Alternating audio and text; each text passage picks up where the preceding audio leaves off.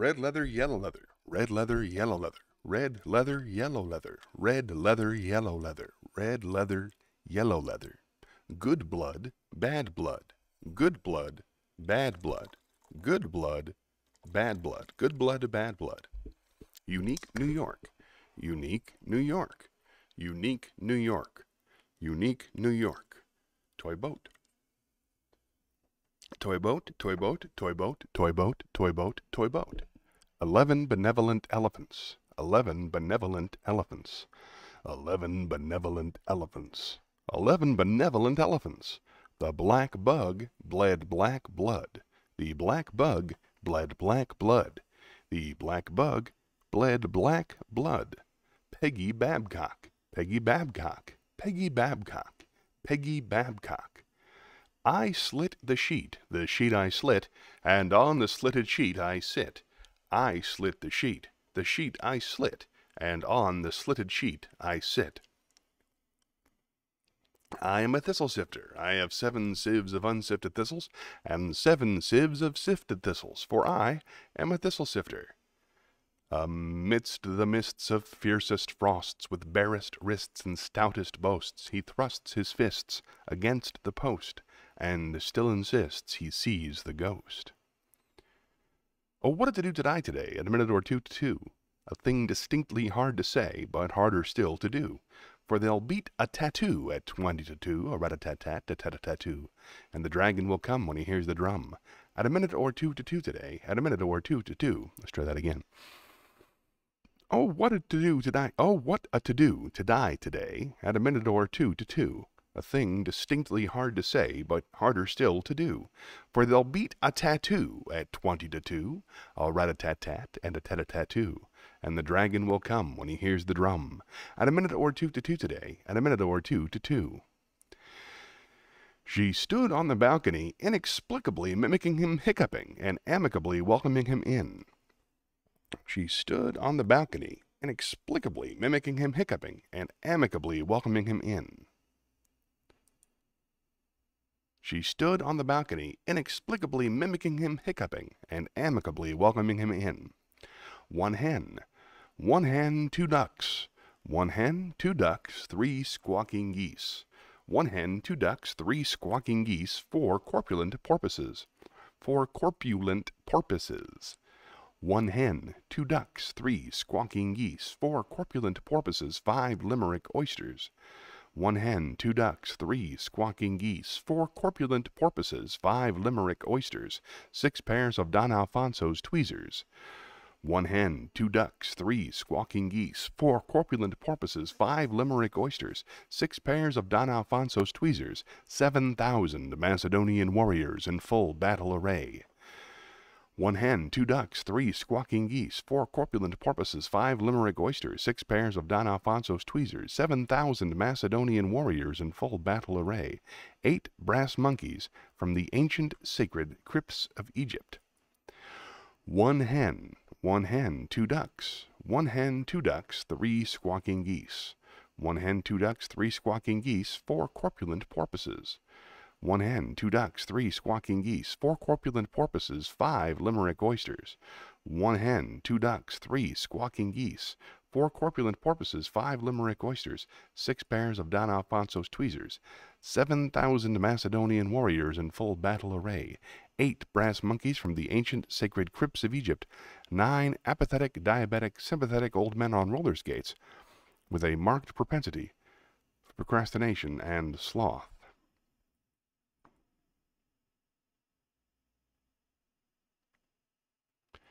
30 seconds left. Let's do the flip-top sock. Here you go.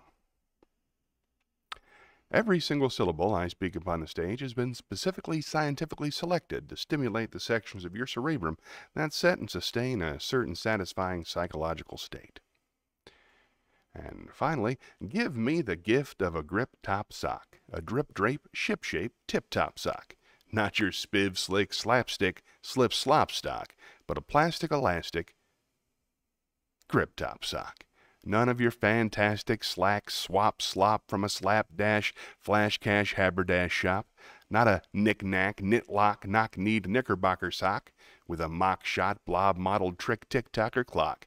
Not a rucked-up, puckered-up, flop-top sock. Not a super sheer, seersucker, puka sack smock sock.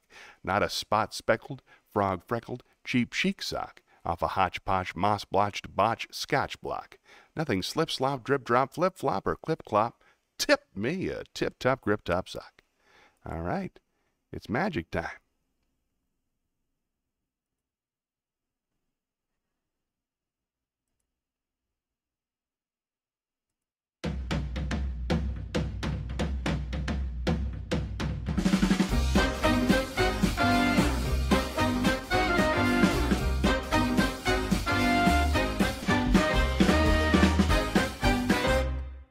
Good morning.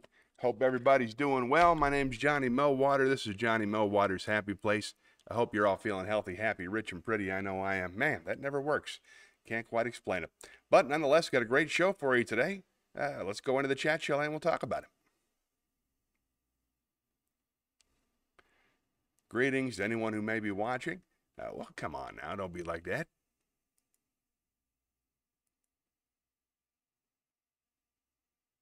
There it all is. Hey, I knew it was in there somewhere. Got all kinds of fun things to do for you today when we spin the wheel. So what do you say we spin the wheel? It's pretty simple. I talk about my life while I'm here. Hey, talk to the chat. And as soon as we run out of things to say to the chat, we spin the wheel, and the wheel gives me a whole bunch of fun things to do that I enjoy doing. That's why it's called my happy place. Let me show you how it works. Let's spin the wheel, see what happens.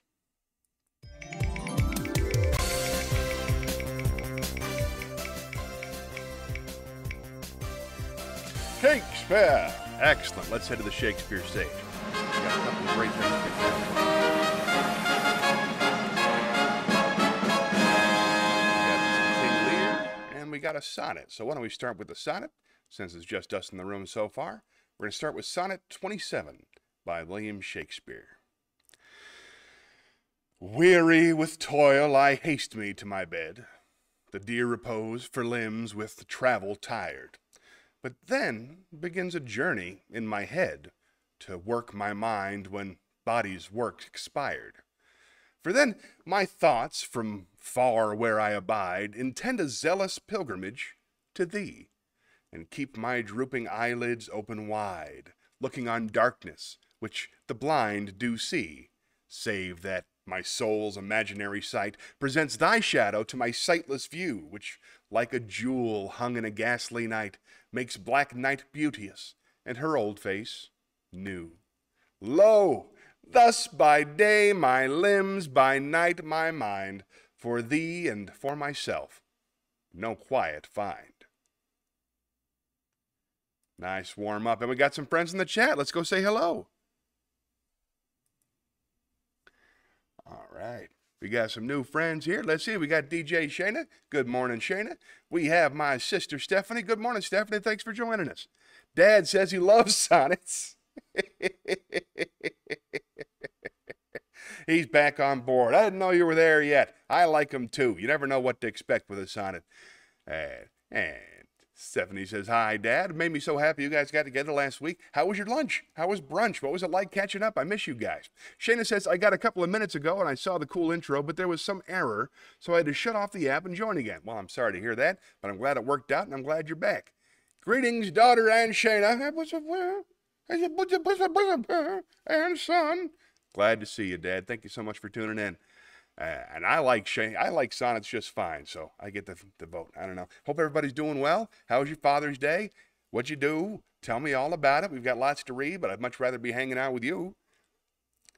Take a moment to catch up. While you think about it, let's spin the wheel, see if we can't find something else to do. Let's see. How about, yeah, let's start with a joke. Got a couple of dad jokes, and my dad's here, so why not? Whoop, how'd I know? Come on, joke. Yes, all right, got it right. Comedy Club. Healthy, happy, rich, and pretty, that's what I like to see. And being here is hello enough. That's true, Dad. Thank you so much. That felt weird. All right. Here you go. How do you fix a broken pumpkin? With a pumpkin patch. Fun.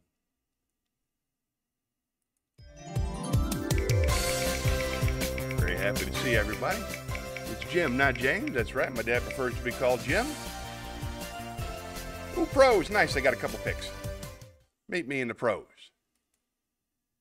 Let's start. I got one that was printed out by our friend Shayna and one that I picked out myself from Steve Martin's book. Why don't we do Steve Martin's book first? This is How to Fold Soup by Steve Martin. We middle-class folks are all pretty much aware that the lunch pail is strictly a boorish accoutrement. It's just about impossible to maintain an air of dignity when you're carting around a clumsy... when you're carting around a...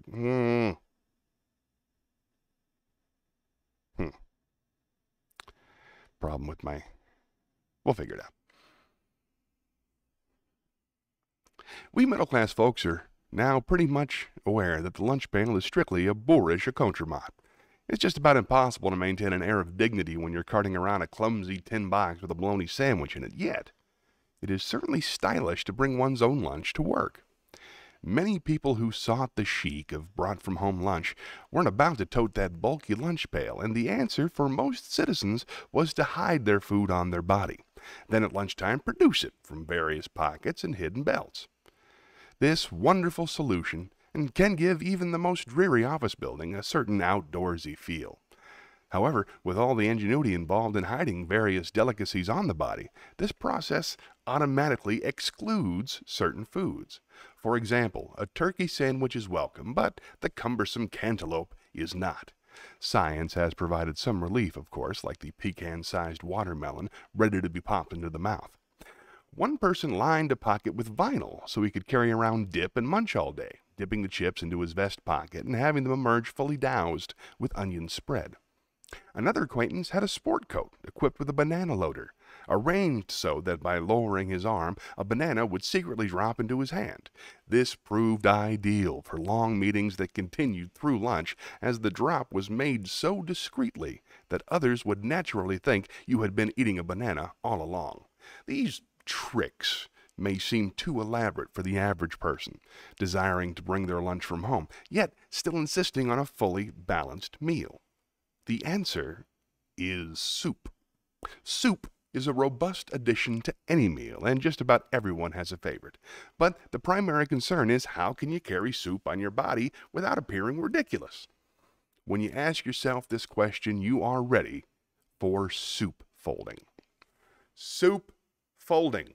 First, prepare the soup of your choice and pour it into a bowl. Then, take the soup and quickly turn it upside down on a cookie tray.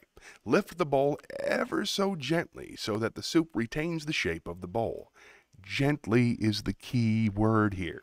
Then, with a knife, cut the soup down the middle into halves, then quarters, and then gently reassemble the soup into a cube. Some of the soup will have run off into the cookie tray. Lift this soup up by the corners and fold slowly into a cylindrical soup staff. Square off the cube by stuffing the cracks with this cylindrical soup staff. Place the little packet in your purse or inside coat pocket and pack off to work. When that lunch bell rings, impress your friends by forming the soup back into a bowl shape and enjoy. Enjoy it until that day when the lunch pail comes back into vogue and we won't need soup folding or corn stalks up the leg. Fun. Ooh, we got all kinds of fun stuff. Let's go to the chat.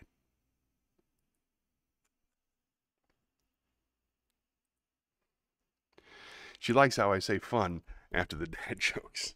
It is fun. If it's fun, I say fun. And why not, I say. She also says, I pulled out my dad joke books. I'm always ready for some more of your dad jokes. Oh, here we go. What do try wear to Jurassic Park? Going out to eat with my parents. Love you guys. Well, thanks for sticking your head in, Stephanie. Appreciate you saying hello.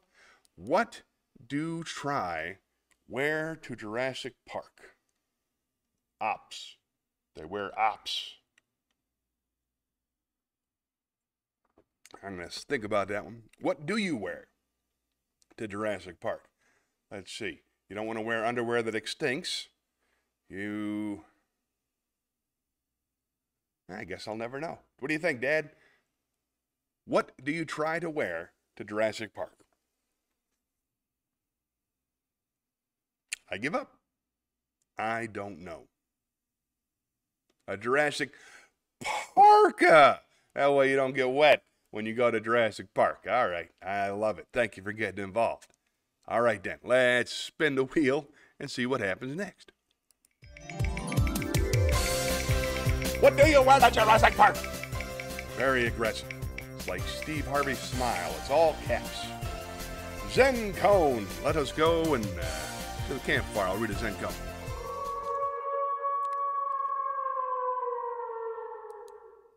Let's see.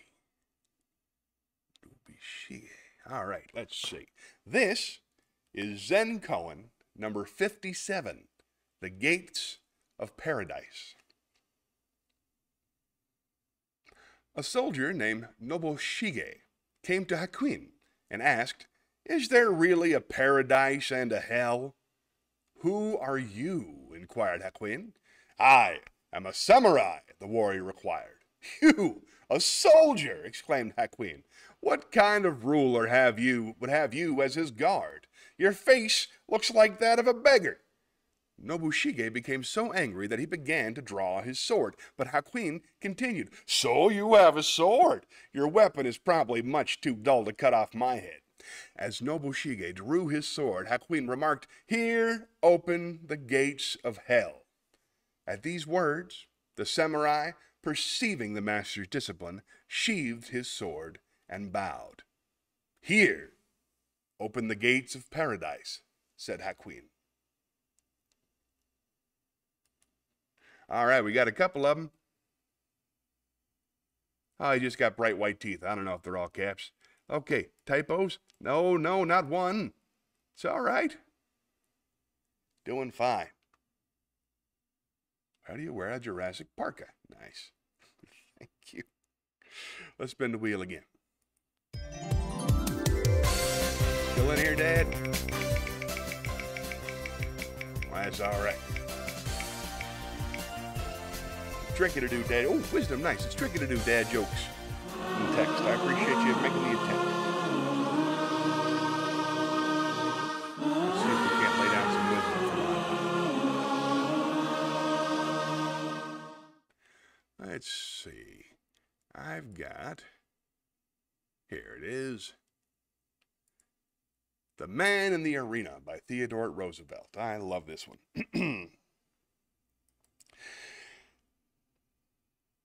It is not the critic who counts, not the man who points out how the strong man stumbles or where the doer of deeds could have done them better.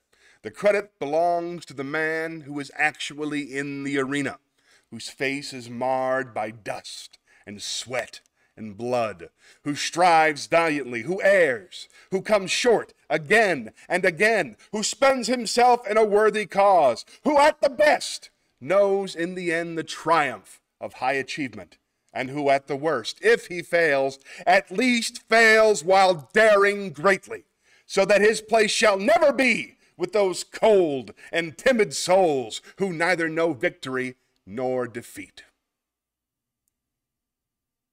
Yeah. Uh-oh, here we go. What happens when you mix wine with gasoline? Let's see, wine with gasoline. And see, Bordeaux, Bridget Bardot. Know a little French. So wine with gasoline. Let's see, so I don't know what French is for wine. I assumed it was wine. And gasoline, gasoline. I don't know. What do you get when you mix wine with gasoline? I don't know. I give up. What is it? It's a celebrity of some kind. We'll find out together. Let's spin the wheel. Wine and gasoline. Wine and gasoline. Let's see. Bordeaux, white. Vin. Oh, Vin. Vin Diesel. Vin. Portavine. Got it. Vin Diesel. Gasoline. Now I'm with you. All right, let's. Looks like we're going to the acapella library. Got a couple of good songs here. I think I'm just going to read the lyrics today. Excuse me. Let's see. Let's start with Army by Ben Folds 5. One of my favorites. This is a great song from his album, The Unauthorized Autobiography of Reinhold Messner. One of my World War II.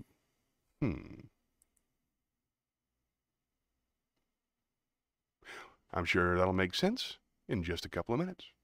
But meanwhile, this is Army. This is a song that people used to call in and request them not to play.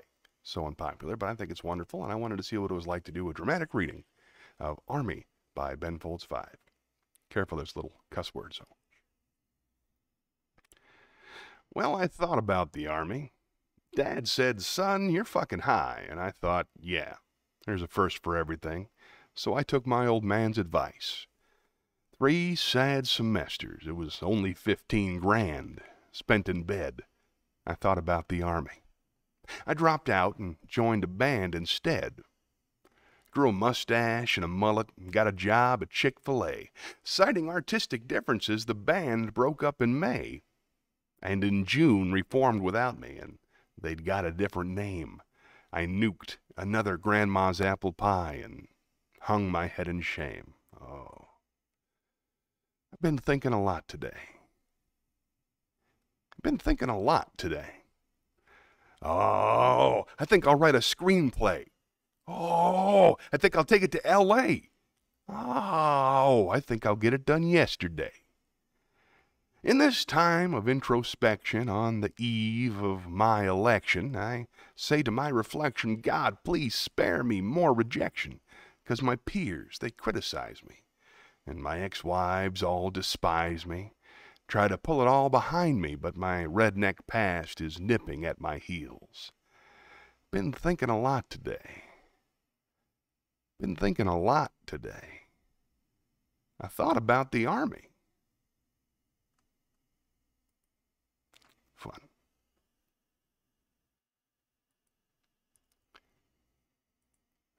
Now, Shana says, I tried going vegetarian, but it was a mistake. I like that one. But a mistake. How are you today, Dad? That's a great question. You okay? You never did type up everything you did last week for fun, for Father's Day? Did everybody come visit? How did it all work out? Missed steak. Let's spin the wheel.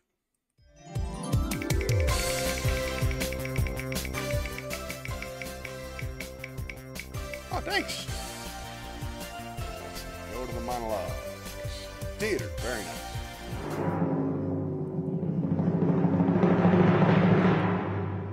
All right, we got 2 monologues today. One is, they're both great. Let's start with this one. This is from a movie called Malice. This is written by one of my favorite authors, David Mamet, originally performed by Alec Baldwin. At this point, it is in a deposition where a whole bunch of people are asking a surgeon if he has a God complex. So this is his response to that from Malice. You know, it makes me wonder if this lawyer has any idea as to the kind of grades one has to receive in college to be accepted at a top medical school. Or if you have the vaguest clue as to how talented someone has to be to lead a surgical team. I have an MD from Harvard. I am board certified in cardiothoracic medicine and trauma surgery. I have been awarded citations from 7 different medical boards in New England, and I am never, ever sick at sea. So I ask you, when someone goes into that chapel and they fall on their knees and they pray to God that their wife doesn't miscarry, or that their daughter doesn't bleed to death, or that their mother doesn't suffer acute neural trauma from post-operative shock, who do you think they're praying to? Now, you go ahead and read your Bible, Dennis. You go to your church, and with any luck, you might win the annual raffle. But if you're looking for God, he was in operating number 2 on November 17th, and he doesn't like to be second-guessed. You ask me if I have a God complex? Let me tell you something. I am God. And this sideshow is over. Fun. Ooh, all right, here we go. Dad said he's fine. How am I today? I'm moody. I've been moody this week. A little grouchy, but not bad. Not bad. Still trying to wake up? Oh, I'm sorry to hear that. That's tricky. Just try meditating. That's been helping me a lot with my sleep. And DJ Shannon, she says, I've honestly been a bit manic lately, but it's better than being depressed like I was a couple of weeks ago. It's a shame you have to have one or the other, but yeah, definitely manic is way more fun than depressed. Couldn't agree more. And she wants to know if my dad, oh boy, is a man of few words, if he's still in here. Jim, if you were to take me on a date, where would you take me? Okay, it's like a dating show for my dad. It's an interesting question. I'm kind of curious myself. I went to sleep at 11 and didn't get up till 10, and I'm not awake yet either. Well, I'm the perfect guy to keep you company as you drink your coffee and start to wake up for the day. Let's see what happens next. Let's spin the wheel.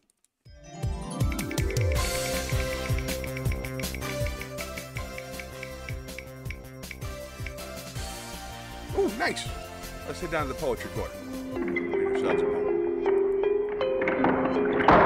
Now, I've got a couple of choices on it today. These are all by the great Shel Silverstein. I was lucky enough to have lunch with Shana this week. We went to a wonderful place called First Watch. Beautiful, beautiful restaurant, working with beautiful people. We sat there for 3 hours and we talked. Shana was kind enough to give me a framed copy of one of her paintings, which made me very, very happy. And also a beautiful book, a copy of Everything on It by Shel Silverstein. It's the only Shel Silverstein book I've never owned and never read, so I took 7 or 8 poems out of there, and we'll be reading them here on the stream. This is the first one, the title piece. This is Everything, and thank you, Shana. I think I left in a big hurry because I had to go pick up my son, but thank you very much for lunch. Thank you for your company. Thanks for keeping me company. I had a wonderful time, and I really appreciate it. Thank you. So, this is Everything on It by Shel Silverstein. I asked for a hot dog with everything on it, and that was my big mistake, 'cause it came with a parrot, a bee and a bonnet, a wristwatch, a wrench, and a rake. It came with a goldfish, a flag, and a fiddle, a frog, and a front porch swing, and a mouse and a mask. That's the last time I ask for a hot dog with everything. Nice. That was fun. Jenna says, I'm happy. There you go. Dinner at a fine restaurant, then live theater. Excellent choice, Dad. I love live entertainment, and I know Shana does too. I can't believe there we sat there for 3 hours. Time flies when you're with good company. How true that is. I really enjoy that. I think we shut that place down. We were the last ones in the restaurant. There's a place that closes at like 3 p.m. or 1:30 p.m., I guess, because I left around 1:47. It was great. I really, really enjoyed it. All right, let's see. Let's spin the wheel.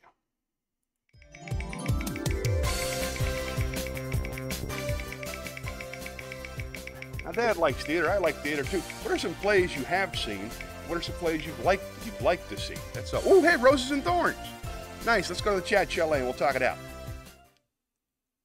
What are your roses and thorns this week, my friend? Let's see. My roses, the kids have been home all week because of school's out, so we got to hang out with them all week. That was fun. Watch a couple of fun movies. I got to have breakfast with Debbie this morning. She got home from work a little bit early so that we could sit together at the Waffle House and catch up on stuff, and that made me really, really happy. I missed her a lot. Let's see. I watched a show called Outlaws on Amazon Prime, and I enjoyed that. That was funny and interesting, and the characters grew to love each other. I had lunch with Shana. That was a rose. I had that show last Sunday. That was a lot of fun. I had the Father's Day show, Dad. I guess I didn't tell you about it. The Father's Day show turned out fantastic. Ended up being myself and my dear friend Craig Collin, along with Now Are the Foxes, an improv troupe.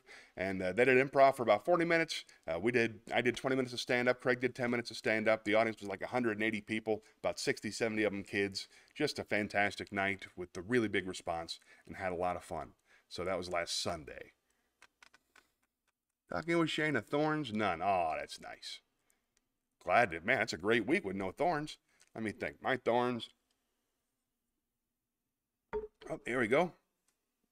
Thorne, Johnny and I had some lingering issues we had to talk about, but arose is we talked things out and things are good between us, and your friendship means so much. It was a lot. It was, I think when I brought up the issues at lunch, it wasn't because I was trying to get you to think about what you had done wrong, because I don't think you did anything wrong. I think it was all just me reacting unhealthily. Dad, you may remember it's, in our household, if you, once is a discussion. If you disagree with something, once is a discussion. Two, if you disagree with someone again, then it's an argument. And three, if you disagree a third time, it's a screaming match. That's how I was always raised, and that's how it was. That's how I treated Shayna, unfortunately, and that's not cool. That was several years ago, but I think we've learned a lot since then, and I think we're both in a better, healthier place, and I don't think we're going to get in that situation again. So I'm glad we had a chance to work it out. I'm sorry it was on your mind, but I've got no hard feelings, and I think that lunch proves that we're on the other side of it. So hooray for that. Let's see. I didn't make any progress on my class, so that's a little bit of a thorn. I'm still very shy about getting in touch with the people at VisArt, which is weird. A lot of screaming. Yes, there was a lot of screaming.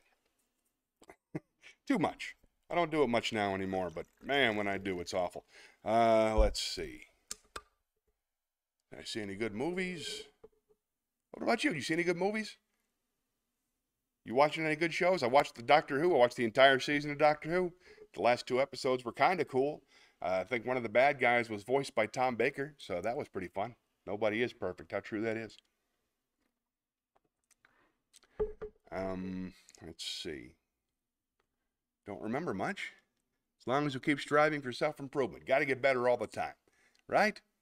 Constant and never-ending improvement. Cani, C-A-N-I. Words to live by. All right. What about you, Dad? How was your lunch? How was your brunch? Can you tell me, did you have brunch with your kids? Did you go out with Andy and Stephanie together? Because that's amazing to me. That makes me so happy that y'all got to be together. I'd love to see a picture. I'd love to hear about what you talked about. I want to know what's going on with you. Kids are staying out of trouble. The dogs are making a terrible mess every single day. And then every once in a while, okay, Mac, we have 2 dogs. We have Ford and we have Mac. Ford's kind of blonde, Mac's kind of brunette. Ford's a little bit bigger, Mac's a little bit smaller. Yeah, I don't scream nearly as much either since 2017. Do I remember what Fight Club says about self-improvement? I do. Fight Club says that self-improvement is masturbation, but self-destruction, both of which is true. I think more about ego. Destroy your ego. You don't need that. Dad hasn't screamed since 2017. I understand. I've been cutting way down myself. Okay, I've run out of things to say about this situation, so let's spin the wheel. I love that movie. Don't even get me started on the Fight Club. It's one of my favorites. Here we go.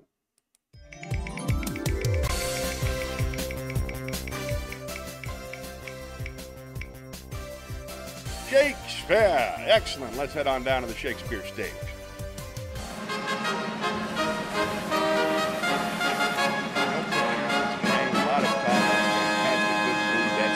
Where'd you end up eating? What was the name of the restaurant? Was it one of those classic Dad places, or did you pick out someplace new together? Always curious. All right, I got some King Lear here for us. Now, this is a loud speech, so it's probably going to bust out my microphone a little bit, but I'm going to try really hard to see how it goes. This is from King Lear, when he's trapped out in the woods after he's lost his daughters, after he's lost his kingdom, after all the men have been, all of his knights have been sent out. So he's all alone, just him walking down the woods with his fool in a big thunderstorm. So here we go.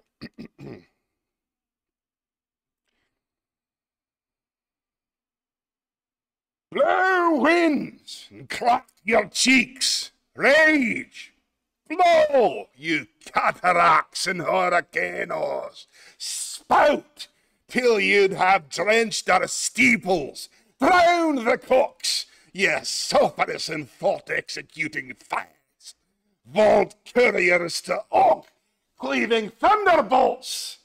Singe my white head, and thou, all shaking thunder, strike flat the thick rotundity of the world, crack nature's molds, all their main spill at once, that makes ungrateful man. Rumble thy bellyful, spit, fire, rain. No rain, wind, thunder, fire, my daughters. I tax you not, you elements, with unkindness. I never gave you a kingdom, called you children. You owe me no subscription. Then let fall your horrible pleasure.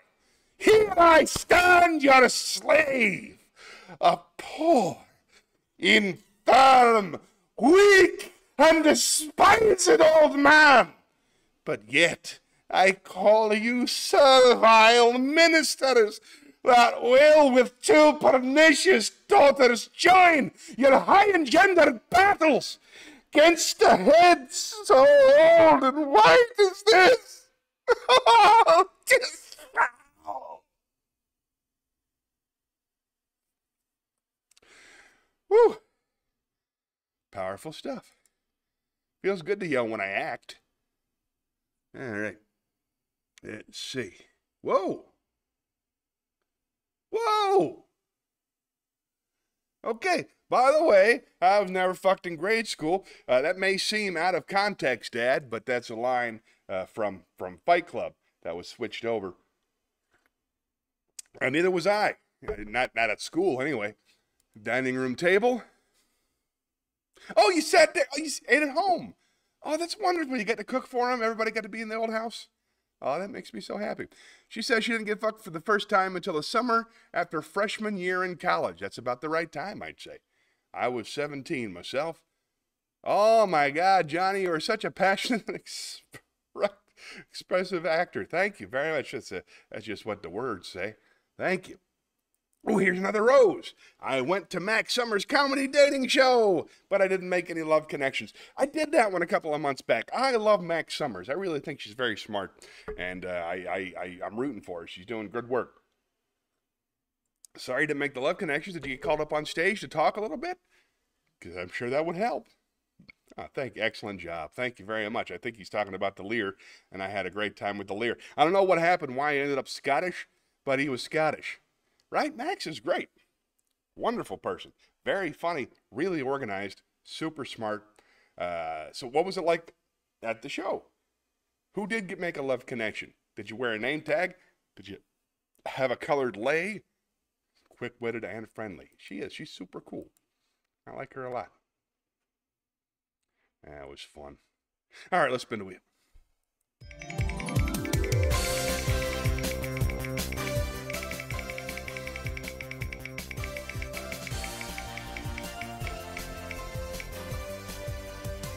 Ooh, joke. All right. Let's see if I can find a joke. To the comedy club.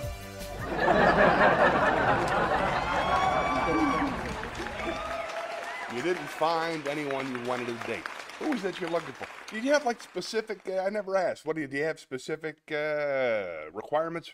I know you like hair, but you know, that's nobody's choice. Just found out Joel McHale's been wearing a wig for years. Kind of admire him for saying so. People only go on stage if they put someone's name in the hat because they are interested in them. I see. I can't believe Shayna is still unattached. Yeah, it doesn't make any sense to me either. But, you know, it's a lot of ups and downs. It's not as easy as it seems. I can understand that. But let's see. Let us tell a couple of jokes real quick. I got a couple of dad jokes.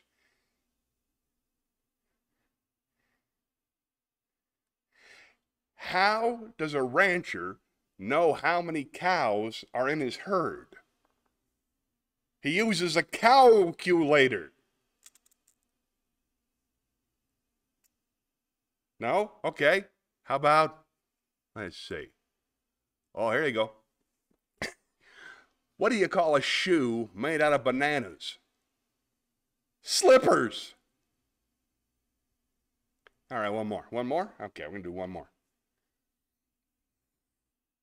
Where do boats go when they get sick? To the dock. All right, up to speed. Let's spin the wheel.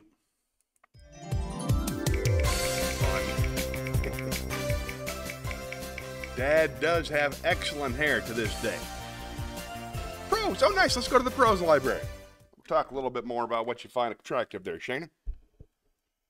Dad's got excellent hair, fantastic hair, so do I. From him, I think. And my kids are ridiculous. You've seen my kids' hair. It's like, it's very, very powerful. But what else do you look for in the fellas? Because I know you do the online dating, so I know you see the lists and then the swiping and the right and the left. And I'm curious what the deals are. Okay, so we got tall and we got hair. Okay, very popular choices. I'd like to know more. And while you think about that, I'm going to read. This is something that Shana sent me today. Actually, last week. This is a speech that Matthew McConaughey gave. And Shana was kind enough to take it off of YouTube and send me a transcription. And I was able to pull all the numbers out. And I actually have some useful information. And I hope you enjoy it. This is Matthew McConaughey's motivational speech.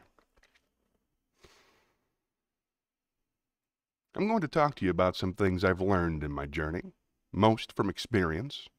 Some of them I heard in passing. Many of them I'm still practicing, but all of them, I do believe, are true. Life is not easy. It is not. Don't try to make it that way. Life's not fair. It never was. It isn't now, and it won't ever be. Do not fall into the trap of entitlement. The entitlement trap of feeling like you're a victim. You are not. Get over it and get on with it. So the question that we got to ask ourselves is, what success is to us? What success is to you? Is it more money? That's fine. I got nothing against money. Maybe it's a healthy family. Maybe it's a happy marriage. Maybe it's to help others, to be famous, to be spiritually sound, to leave the world a little bit better place than you found it. Continue to ask yourself that question. Now, your answer may change over time, and that's fine, but do yourself this favor. Whatever your answer is, don't choose anything that will jeopardize your soul. Prioritize who you are, who you want to be, and don't spend time with anything that antagonizes your character. Be brave, take the hill, but first answer that question, what's my hill? So, first, we have to define success for ourselves, and then we have to put in the work to maintain it. Take that daily tally, tend our garden, keep the things that are important to us in good shape.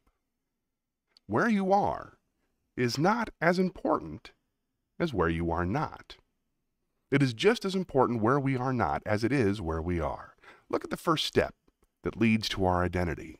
The first step that leads to our identity in life is usually not, I know who I am. I know who I am. That's not the first step. The first step's usually, I know who I am not. Process of elimination, defining ourselves by what we are not, is the first step that leads us to really knowing who we are.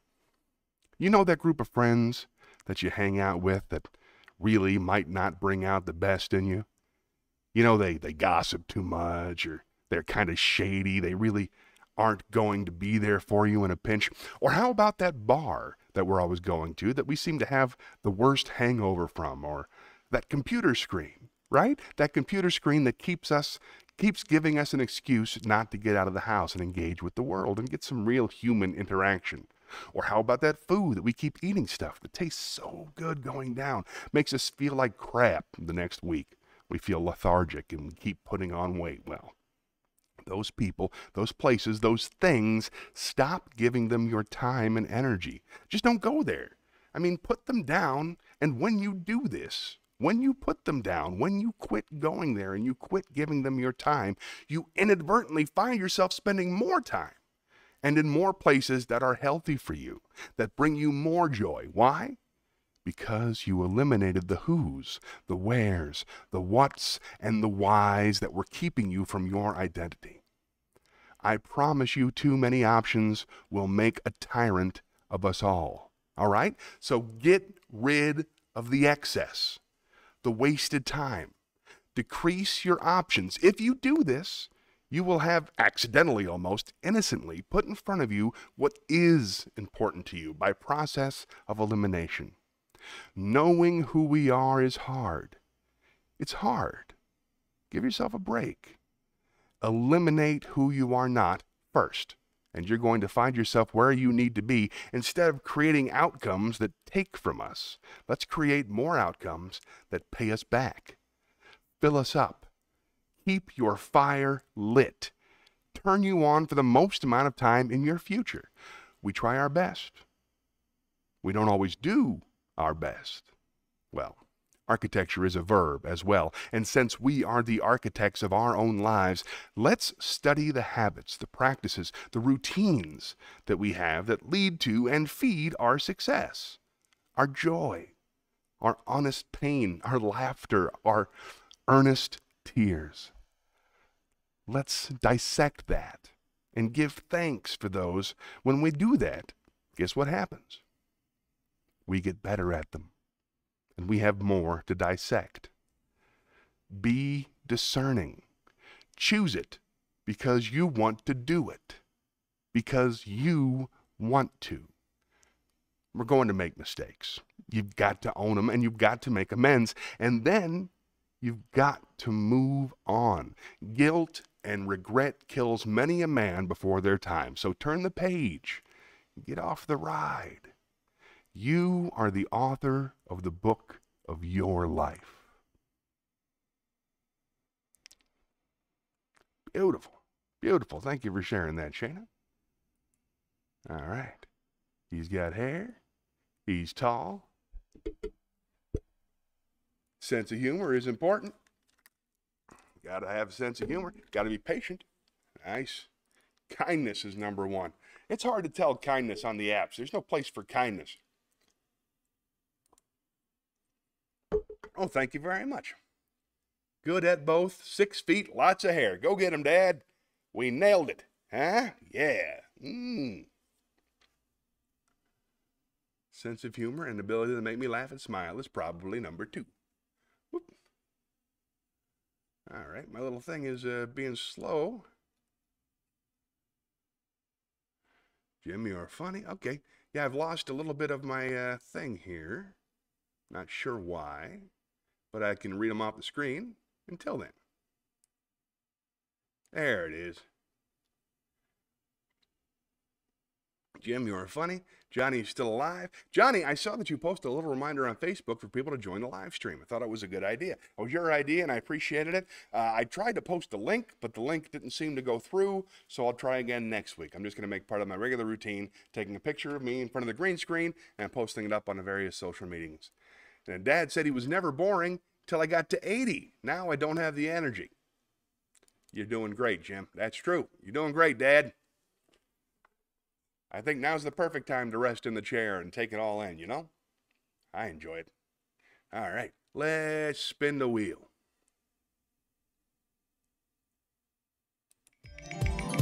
Anything can happen when you spin the wheel.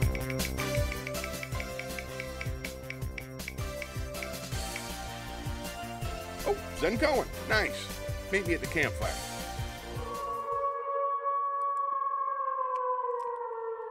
This is Zen Koan number 58, Arresting the Stone Buddha. A merchant bearing 50 rolls of cotton goods on his shoulders stopped to rest from the heat of the day beneath a shelter where a large stone Buddha was standing. There he fell asleep, and when he awoke, his goods had disappeared. He immediately reported the matter to the police. A judge named Owaka opened court to investigate. That stone Buddha must have stolen the goods, concluded the judge. He is supposed to care for the welfare of the people, but he has failed to perform his holy duty. Arrest him! The police arrested the stone Buddha and carried it to the court. A noisy crowd followed the statue, curious to learn what kind of a sentence the judge was about to impose. When Owaka appeared in the bench, he rebuked the boisterous audience. What right have you people to appear before the court, laughing and joking in this manner? You are in contempt of court and subject to a fine and imprisonment. The people hastened to apologize. I shall have to impose a fine on you, said the judge, but I will remit it, provided each one of you brings 1 roll of cotton goods to the court within 3 days. Anyone failing to do this will be arrested. One of the rolls of cloth which people brought was quickly recognized by the merchant as his own, and thus the thief was easily discovered. The merchant recovered his goods, and the cotton rolls were returned to the people. Crafty judge. Crafty. I wish we could post a link to Twitch, but Facebook frowns upon posting links to other apps. I think it'll still show up, though, in the story, if I do it right.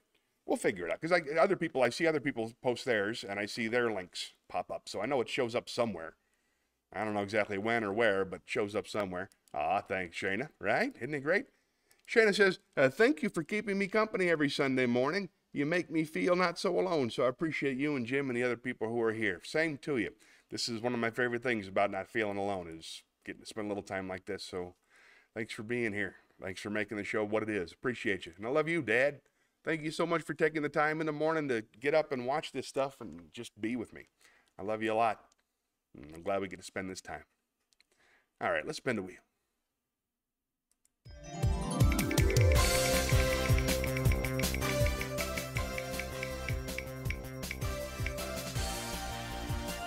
Oh, poem. Nice. Let us head into the poetry corner.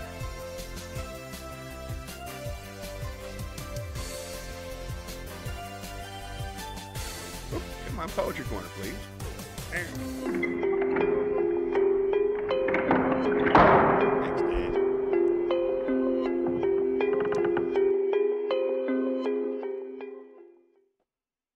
Okay, we got some more Shel Silverstein for you. Once again, as a gift from Shayna, and I thank you.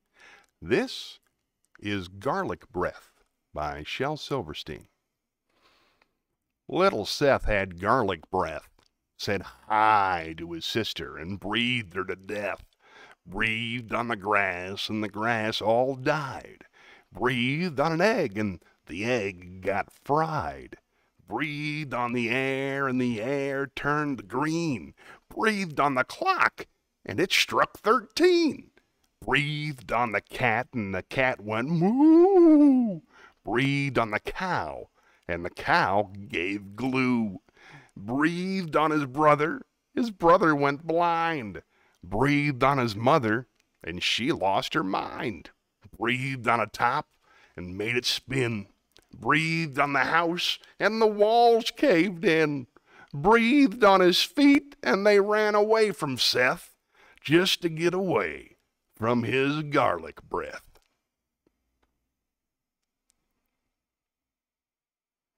It's fun. I like the Shel Silverstein. All right, let's spin the wheel. Oh, wrong button.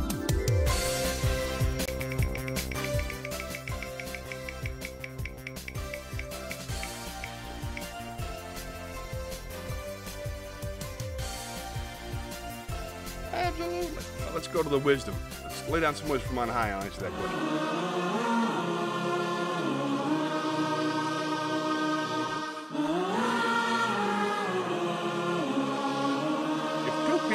Date, both eat garlic, and they both have garlic breath, is it okay? I mean, can you tell if another person has garlic breath? Well, it all depends. I think none of the breath stuff really matters until you start kissing. Like a nice hug, you could probably tell bad breath, but when you kiss, you can taste the bad breath, and that's no good for anybody. So I would recommend, after you eat, you slip away, and you brush or you floss or you do whatever it is to chew gum to get rid of the garlic breath. That's my, people have smoker's breath. You can't really tell. That's also true. I prefer that. I don't know. I recall kissing smokers and I liked it. But enough about that. Let's do some wisdom. Oh, this is good. We got some Alan Watts. Always like some Alan Watts. Through our eyes, the universe is perceiving itself. Through our ears, the universe is listening to its harmonies. We are witnesses through which the universe becomes conscious of its glory, of its magnificence. I like that one. Oh, boy. All right. Let's spin the wheel.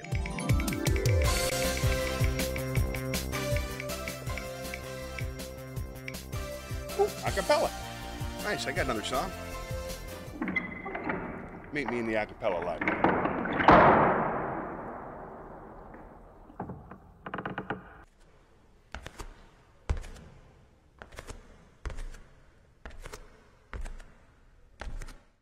All right.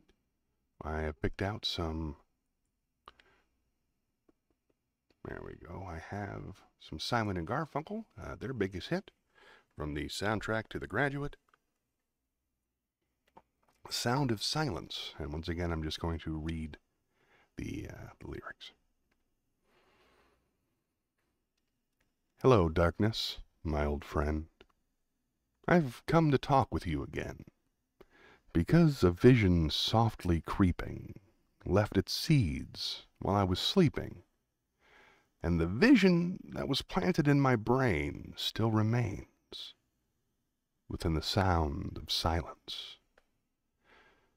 In restless dreams I walked alone, narrow streets of cobblestone.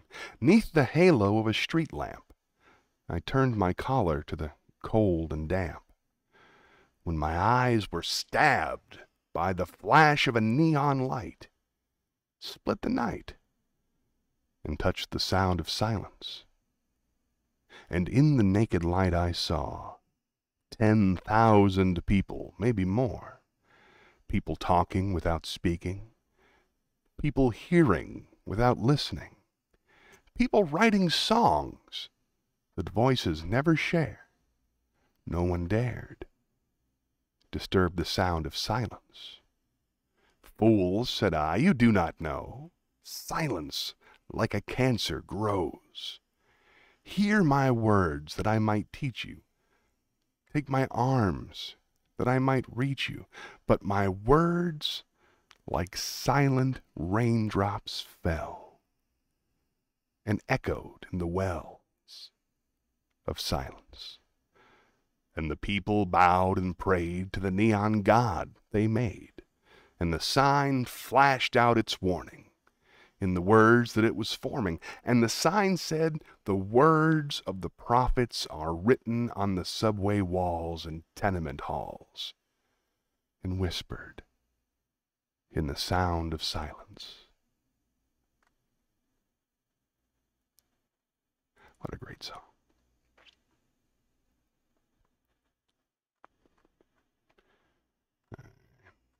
Let's see. The jokes are just too bad to post. Yeah, no, most dad jokes are horrible.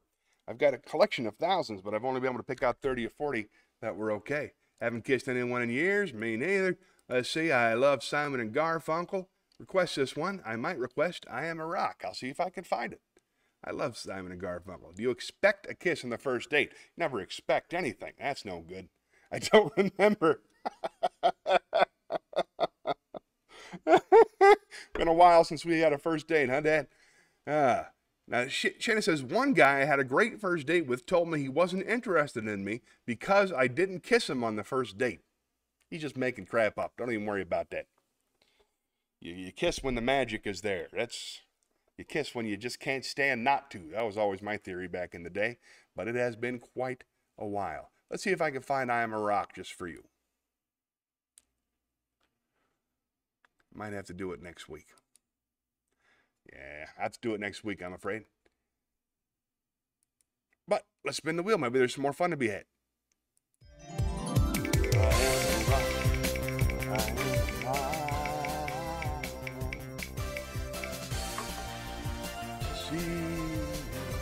Ooh, monologue. Nice. Meet me in the theater.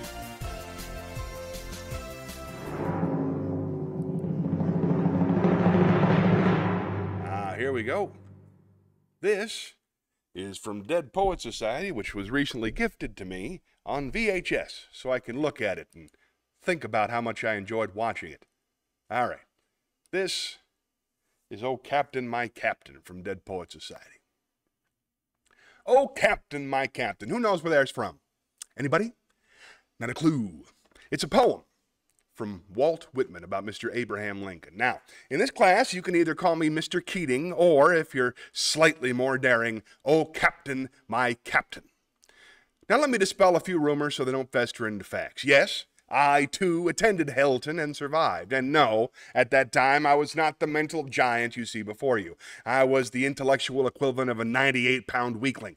I would go to the beach and people would kick copies of Byron in my face. Gather ye rosebuds while ye may.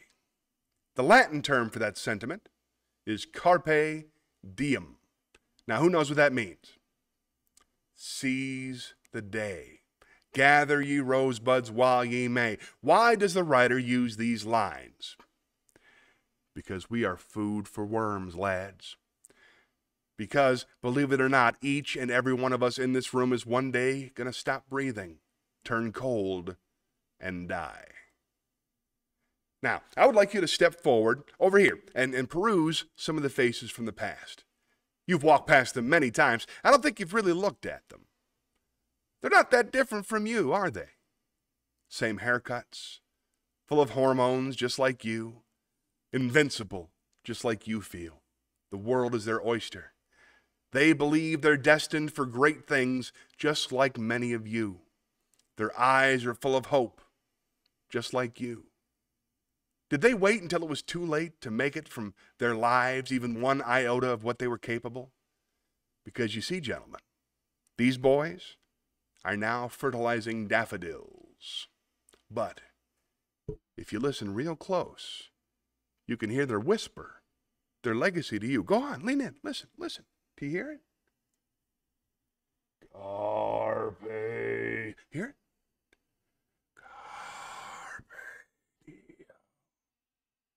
Seize the day, boys.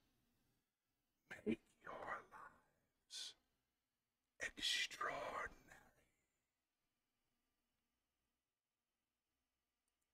Lovely.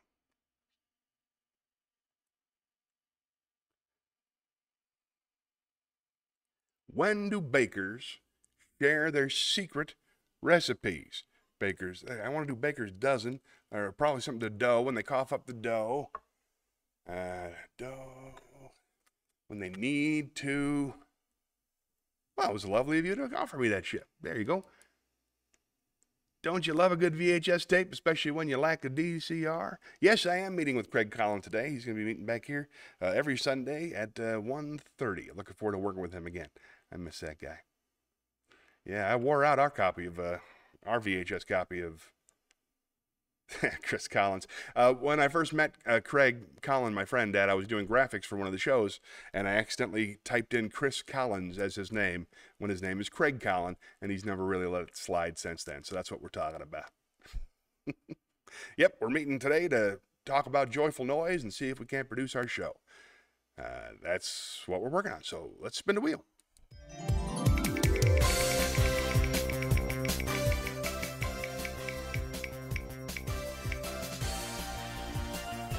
Poem. Nice. Meet me in the poetry corner. On a need-to-know basis. Need. Huh? You have to need. You need the dough. All right. That was fun. All right. Let's do one last poem from that wonderful Shel Silverstein book. Here we go. This one is Unhappy Here by Shel Silverstein. Mail me somewhere.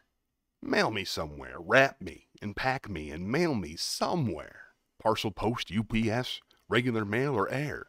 All wrapped up in brown paper that won't rip or tear, with stamps on my forehead and string in my hair and a tag on my butt that says handle with care.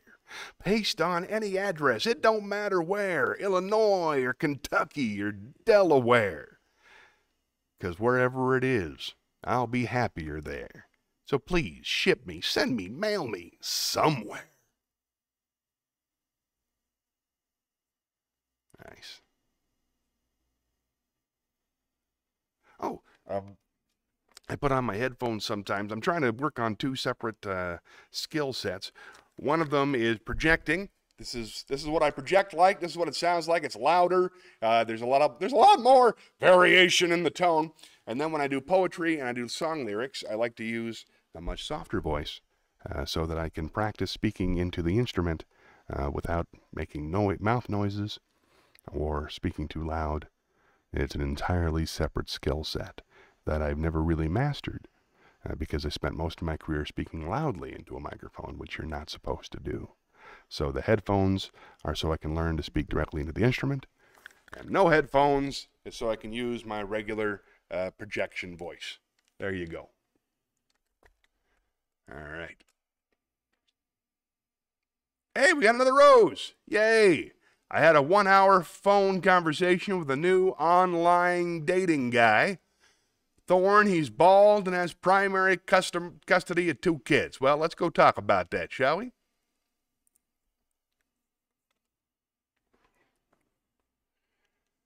Okay.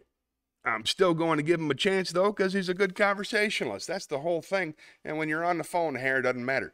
I would like you to talk to me a little bit about your methodology for online dating. I have never online dated in my entire life. I got married before that whole thing started, so I never had to write a profile or try to convince people that I was attractive in print. I have no idea how to go about it. So which ones are you using? Which services are you on? Are you on the Twitch? No, this is Twitch. Are you on eHarming Me? Are you on eHarmony? Are you on Loaves and Fishes? Are you on, what's the one where Tinder? Is that people making out on the Tinder? How has the world changed? Huh? Dad says, so am I, and no kids. He has primary custody of 2 kids. I did luck out with Debbie, as a matter of fact. I don't think there's any doubt at all about that. Debbie's best thing that ever happened to me. With the exception of Mom and Dad, of course. Let's see. Good conversationalist. But please tell me, what's the methodology? How do you, when you're sweeping through, right? When you're flipping through, you just look for the people who are good looking. Okay, so he's on Tinder, Hinge, OkCupid, Bumble, and Facebook dating. There's a Facebook dating? I did not know that. Did you know that, Dad? Did you know there was a Facebook dating site? And what is it? Is it the picture of you in the paint, and then you say your bio, or do you use a photograph of you, or do you use one of your paintings where it's got a lady's face on it? That'd be pretty cool. That's intriguing. I'm just curious, what lights you up? Like you open up the profile, and what do you see there? It's like, oh, he's got hair. That helps. We wouldn't be here without Mom and Dad. How true that is. Okay, so Tinder, if I understand it, let's see if I go through there. Tinder is just for the people who want to have the sex and then not talk anymore for a while, right? That's the Tinder. It's always sounded great to me. Never tried it. Let's see. The Hinge. What's the hook with Hinge? What's Hinge all about? Is Hinge for relationships? Is it for sex? Is it for Christians? Is it for atheists? Is it for carpenters to get together? If you want 2 carpenters, you get a Hinge. I'm just curious. OkCupid. I wasn't sure if posting body painting would send the wrong message. It depends on what the message you want to send. No dating for seniors. Aw. I'm not just looking for a hookup. That's fair enough. Me neither. But I am curious about the rest of it. What's looking for your person? So on Hinge, what's the difference between Hinge? Oh, long-term relationship. That's really got to be tricky to do online. What's the difference between OkCupid, Hinge, and Bumble? Bumble sounds like you accidentally met somebody you're going to date. Bumble sounds like where I would belong. It's all behind you now, and good for you, Dad. One less thing to worry about, right? It's all behind me, too. But I'm still curious how it works. Most of the people I know, they're all on the dating sites, and I'm curious how they survive and how they choose. Ooh, Hinge is cool because you can post audio recordings. That's where I'd go because I'm all about the audio. I sound better than I look, so I got to find me a nice blind lady. Wait, no, I'm already married, so never mind. We'll get the blind ladies to come watch the stream. Hinge has interesting prompts to write. Could you give me an example of an interesting prompt? Not prompt, prompt. There's a T in the word. Can you give me an example of an interesting prompt to write? Maybe Dad and I can help you. Dad's a pretty good writer. He's very good with the ladies. He knows just the right things to say. You shouldn't be. Yeah. I think he's saying you shouldn't be. I think he's talking about you shouldn't be looking for a hookup, or I shouldn't be picking up blonde ladies. 2 truths and a lie. Oh, that's a good one. All right, let me say 2 truths and a lie. Let's see. I was born in Iran. I saw the Challenger explode with my own eyes. And when I was a kid, I raised goats. Which of those is true and which of those is a lie? Dad should know for sure, but Shayna, only you can tell.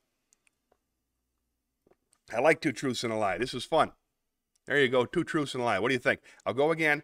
I saw the Challenger explode with my naked eye.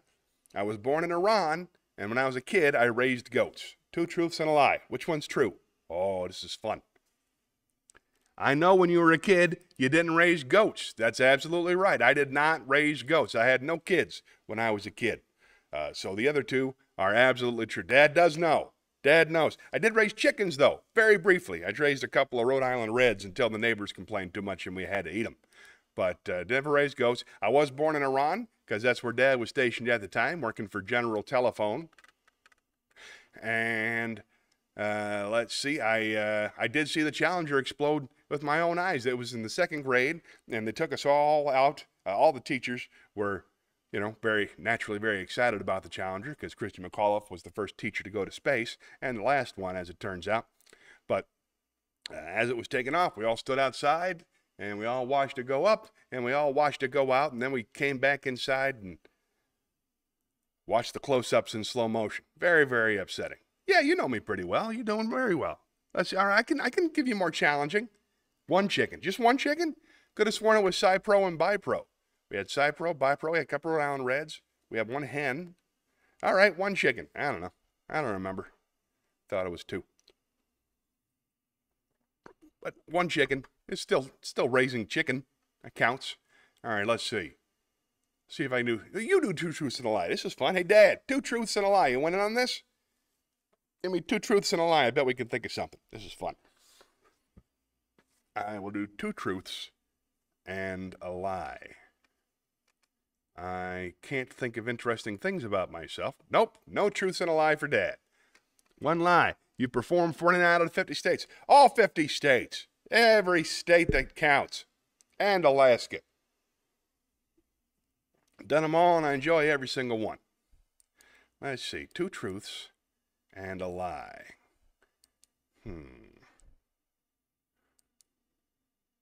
Dad doesn't want to do it, and that's fine. And I'm having a really hard time thinking of one.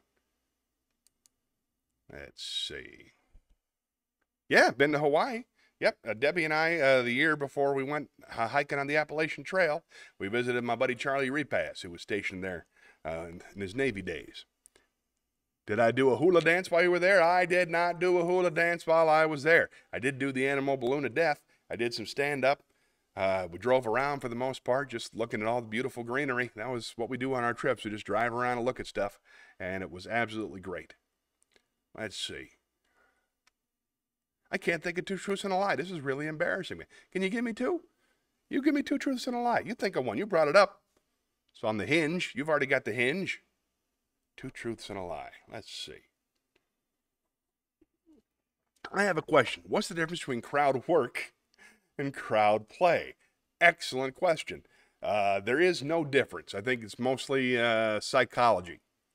Crowd play is a little bit more playful, and crowd work is... No, they're the same. They're exactly the same thing. It's just you asking the audience questions and then thinking of jokes. Some folks call it crowd work, some folks call it crowd play, and I love that you asked that question. My wife's production company is called Crowd Play Productions, which I think is super cool. Crowd play. Yeah, it's just asking people where they're from, what they do, and making up jokes about it. It's one of my favorite parts of the show. I miss doing that. All right, let's see. 2 truths and a lie. Can't think of a single interesting thing about me. That's really sad, huh? Oh, here's one. All right, I'll give you two truths and a lie about my parents. My parents almost moved to Venezuela when I was young to work for General Telephone. My parents were both in England, actually on an airplane when the 9/11 attacks happened. And my dad is my mom's third husband. There you go. So, almost moved to Venezuela. Third husband. And in the air, on airplanes, when the 9/11 attacks happened. What do you think is true?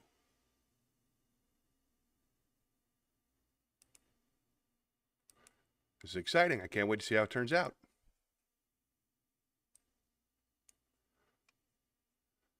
Anybody know?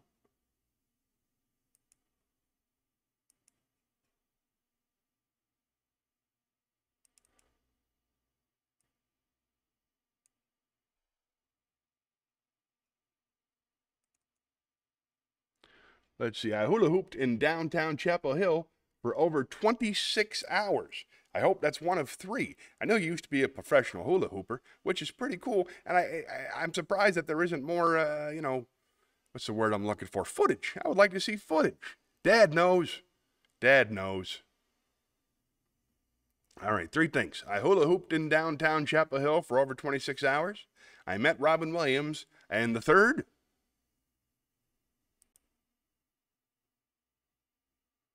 Oh, I can't wait to find out.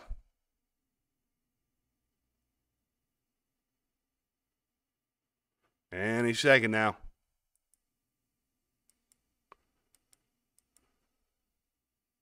And the third, it happened back in 2001 before cell phones when you met Robin Williams. And the third? Or is that the third?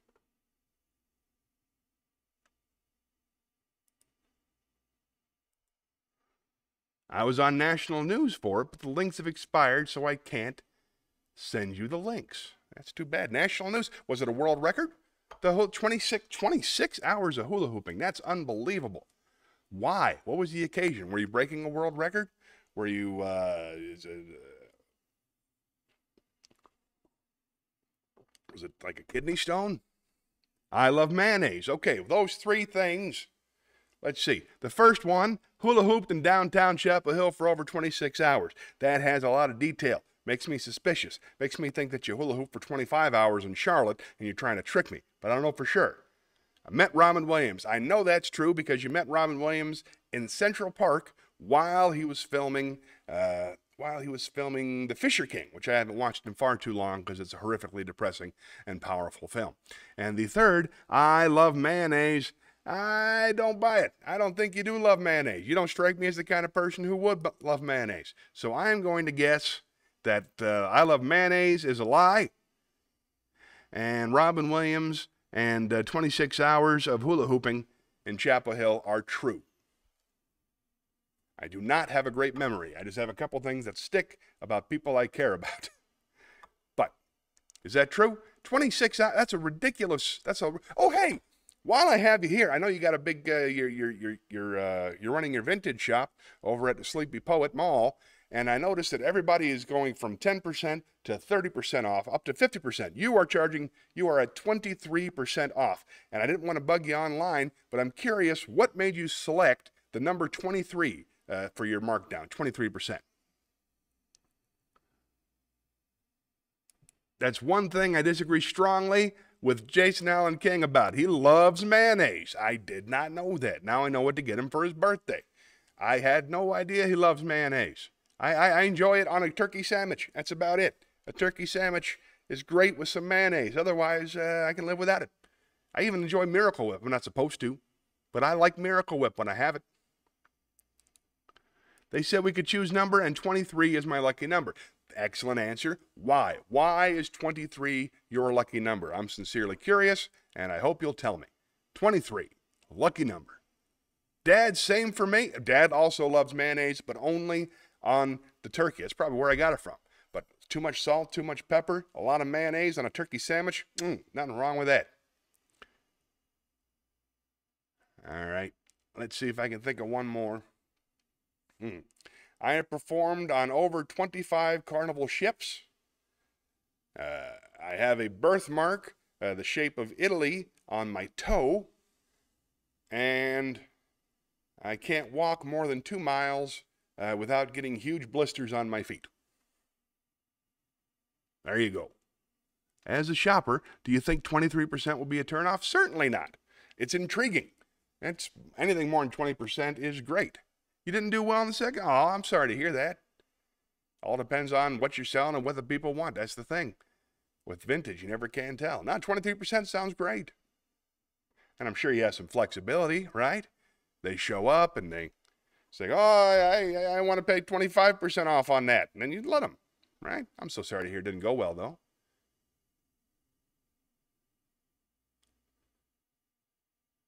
All right, this is going too slow and I'm forgetting where I am. So I'm going to call it and we're going to go ahead and play one round of words on stream. So anything you do would never be a turnoff. How about that? See my dad? See what my dad's doing? All right. He's good. He's very good. Okay, my friends, we are making our way now over to the Video Game Vault. Get ready. Now, 23% was intriguing. It caught my attention, so you must be doing something right. Here we go.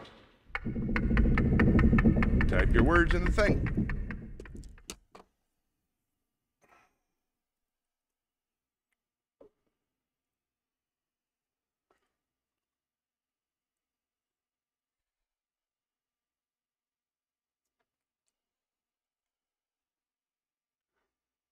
Love you, Dad.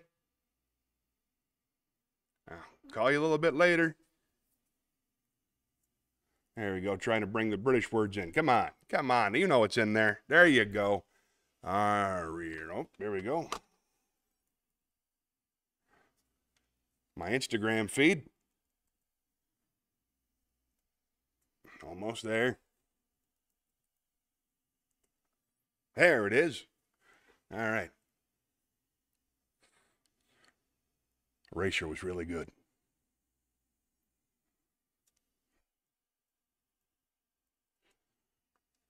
Oh, you already got that one? Very nice.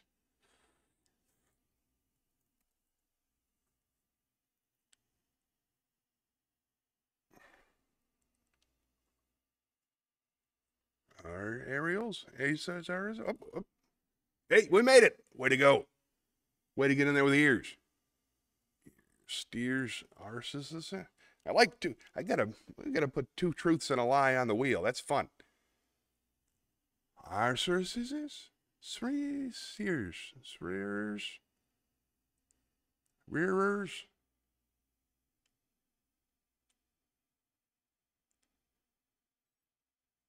Got nothing. Oh, rear was, I could have sworn I had gotten rear already. Congratulations on completing the level.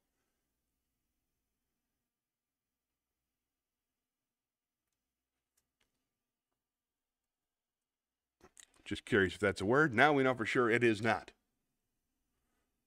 All right. Try again. 1 star, not bad. I'm not judging. Here we go. Round 2.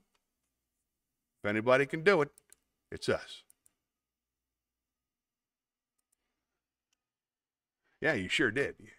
It was a little boastful, but you know, you did kick my butt that round.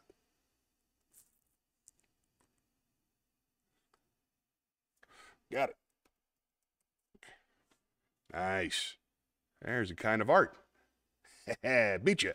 Yeah, if you weren't spending all that time boasting, you would have won that round. Let's see. Mosca.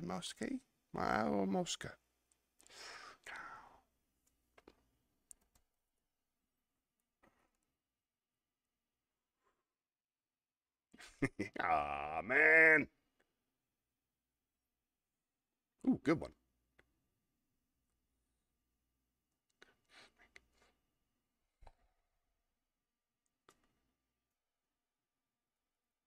Wait, that's only one C. I don't have one C. Let's see. Let's see. This is a thing in a book. Let's see if it made it into the English language. Yes, it did. Soma. All right. Osi, Samayak, Smoak, Muska, Mosha, Muska, Scammy, Scammy, Camo. Oh, all right then. Well, if you're leaving, I'm shutting this down. I don't even need to get to the next round. Forget it.